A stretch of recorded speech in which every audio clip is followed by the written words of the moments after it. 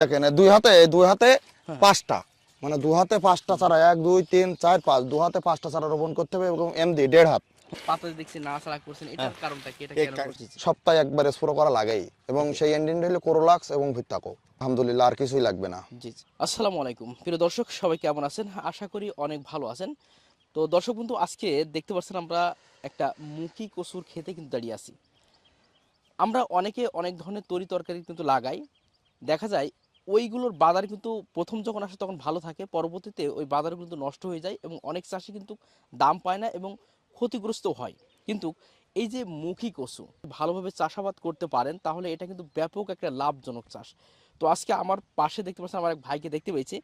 তো এই ভাই আসলে এই সম্পর্কে মোটামুটি আলহামদুলিল্লাহ যথেষ্ট পরিমাণ ধারণা আছে। তো আজকে আমি আপনাদেরকে এই মুখী কচু সম্পর্কে একটু বিস্তারিত জানার চেষ্টা করবো, যাতে করে আমাদের যারা প্রান্তিক চাষিরা আছেন, যারা ভাইয়েরা আছেন, তারা যেন এই মুখী কচু চাষ সম্পর্কে ভালোভাবে বুঝতে পারে এবং সেই অনুপাতে যদি তারা চাষাবাদ করতে পারে তাহলে আশা করা যায় এখান থেকে কিন্তু তারা ভালো পরিমাণে একটা লাভ করতে পারবে। তো চলুন প্রথম ভাষায় সঙ্গে কথা বলি, তারপরে বিস্তারিত ইনশাআল্লাহ আলোচনা করার চেষ্টা করবো। আসসালামু আলাইকুম। ওয়ালাইকুম ভাই আসসালাম। কেমন আছেন? আল্লাহ পাকের আশীর্বাদের মধ্যে খুবই ভালো আছি।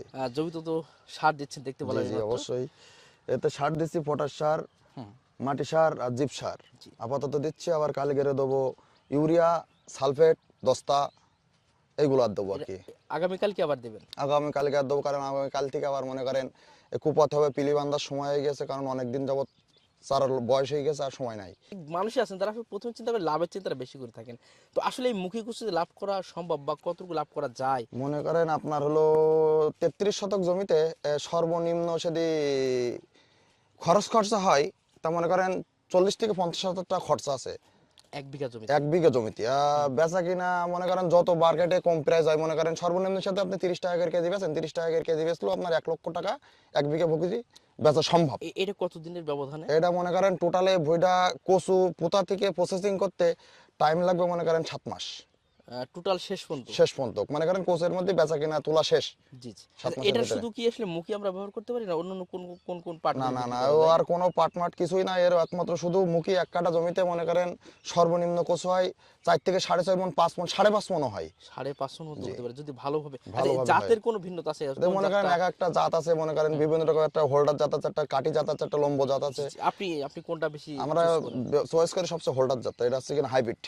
এটা হাইব্রিড এবং হোল্ডার জাত, মানে ওই যে অনেকটা কচু আছে যেগুলো অনেক সময় গাল চুরি করে দর কষাপানা হয়ে যায়, না না এটা না, তো আসলে কোনো এগুলো হলো প্রবলেম? আঙুলি কচু, ওগুলো আঙুল কচু, ওগুলো আমরা লাগাই না, আমরা হোল্ডার জাতটা লাগাই। হোল্ডার জাতটা লাগান। আপনার কাছে এই কতদিন যাবত আসলে এই কচুগুলো চাষ মানে জগৎ আছেন 4-5 বছর ধরে চাষ করছেন না না বিভিন্ন না, এই বাজার? আমরা দীর্ঘদিন যাবত আমার বাপ করছে, জি জি জি। আমিও সাথে আছি, আমার বাপের সাথে সাথে আমরা এখন এই চাষের ভিতরে লিপ্ত হয়ে গেছি। এটা তাহলে আপনার বলা যায় যে মোটামুটি বহু দিন থেকে এই হ্যাঁ, চাষটা অনেক করে দিন থাকেন। যাবত আমরা এই চাষের ভিতরে এতে আছি। কোনো লসের সম্ভাবনা না, আমার এতে মনে হয়? কচুর চাষে কখনো কোনোদিন লস হয় না। জি জি জি। বা দামের ক্ষেত্রেও তো আমরা দেখি যে মোটামুটি দাম কিন্তু একটা থাকে, একেবারে কমে যায় না একেবারে। আগের বছরে আমার অল্প ছিল, অল্প থাকার কারণ মনে করেন আগের বছরে 33 শতক ছিল, 33 শতকে 2 লক্ষ টাকা বেচা কিনা করছি আলহামদুলিল্লাহ 7 মাসে। 7 মাসে। জি জি খরচ হয়েছিল মনে করেন এরকম 45 50 60 হাজার টাকা মতন। জি জি। মানে আচ্ছা। টোটাল আগের বছর একটু জনের দাম বেশিই ছিল। জি জি।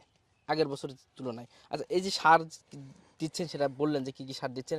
আসলে কচু যদি কেউ লাগাতে চায় প্রথমে আসলে কিভাবে পরিচর্যা করতে হবে বা জমির নির্বাচনটা? মনে করেন আপনার হলো 33 শতক জমিতে সর্বনিম্ন 10 টলি জৈব সার দিতে হবে। জি জি। এটা প্রথমত 10 টলি জৈব সার দেওয়ার পরে জমিটা চাষ করতে হবে। জি জি মানে বেশি পরিমাণ চাষ করতে হবে, মাটি যত বেল ঝুরো না হবে তত বেল মনে করেন ভুঁইটা চাষ করতে হবে। জি সর্বনিম্ন 10 খান চাষ করতে হবে জি।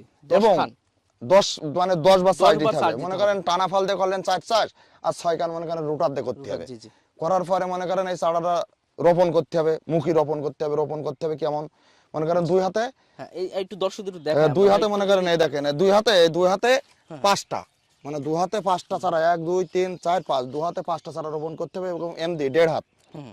1.5 হাত তফাৎ তফাৎ। ও 1.5 হাত।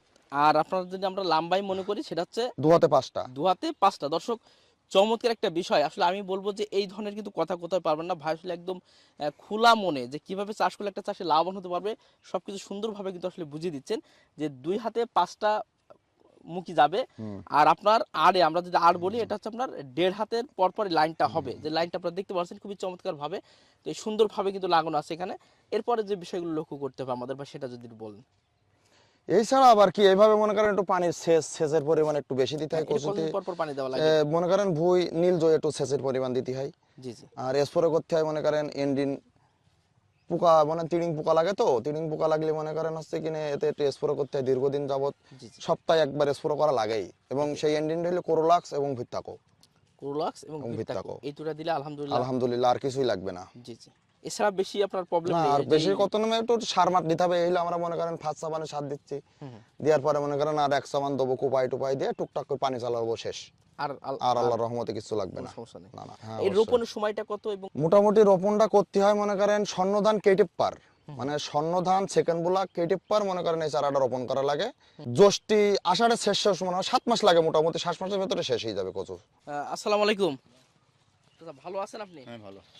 তো আমি শ্বাস ছড়ানো আপনি শুরু এবং করি ভাই। আপনার ছেলে তো কাজ করছেন, আলহামদুলিল্লাহ খুব ভালো লাগছে। তো আপনি এই যে একটা পাতা দেখছি নাড়াচাড়া করছেন, এটার কারণটা কি? এটা এই কেন করছেন? কারণ হচ্ছে এই যে পটাশ সার যে পাতায় থাকলে হ্যাঁ হ্যাঁ। পাতা থাকলে পাতা পুড়ে যাবে। দর্শক বুঝতে পারছেন যে আসলে হ্যাঁ, কতটুকু আসলে পরিশ্রম না হ্যাঁ, করলে ওই আমি পাতাটা যদি পুড়ে দেখা- যাবে। হ্যাঁ, হ্যাঁ।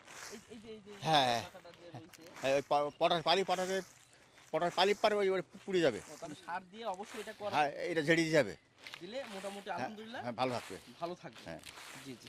তো শুনলাম আপনার ছেলের কাছ থেকে যে দীর্ঘদিন ধরে আসলে এই জগতে আছেন, চাষবাস করছেন।